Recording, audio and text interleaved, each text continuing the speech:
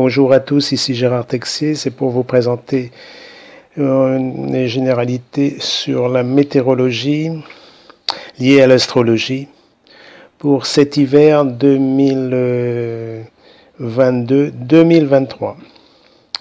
Voilà, alors nous constatons les deux planètes Saturne et Jupiter pratiquement en conjonction dans le signe des Poissons jusqu'à la fin décembre 2022. Après, la planète Jupiter sera dans le signe du Bélier. Alors, Neptune gouverne actuellement le signe des Poissons depuis un certain temps et elle manifestera vraiment ses capacités dans le signe d'eau, donc des risques de pluie très abondantes et avec un risque bien sûr de crues et d'inondations. Donc jusqu'à la fin de l'année pratiquement. Après, donc Jupiter sera dans le signe du Bélier début janvier.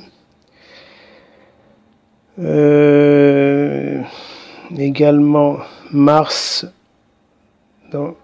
étant actuellement dans le signe des Gémeaux, Mars signe d'air, donc il y aura souvent des tempêtes, surtout en janvier et manifestement en février 2023.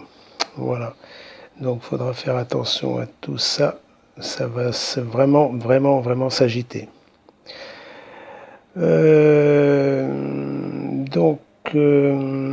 En ce qui concerne novembre-décembre, ce sera des mois doux, pluvieux et même venteux. Il n'y aura pas vraiment beaucoup de neige, à part peut-être sur les sommets des Alpes ou des Pyrénées, mais ça sera pas manifestement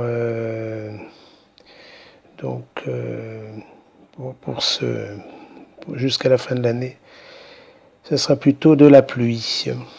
Voilà, beaucoup d'eau. En ce qui concerne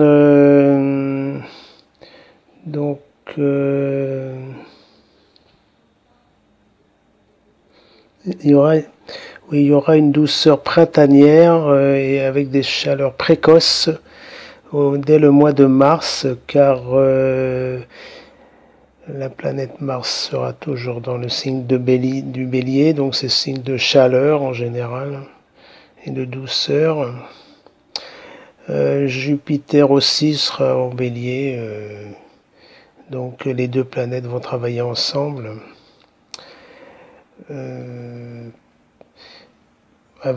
C'est vrai qu'avec un risque de pluie très abondante,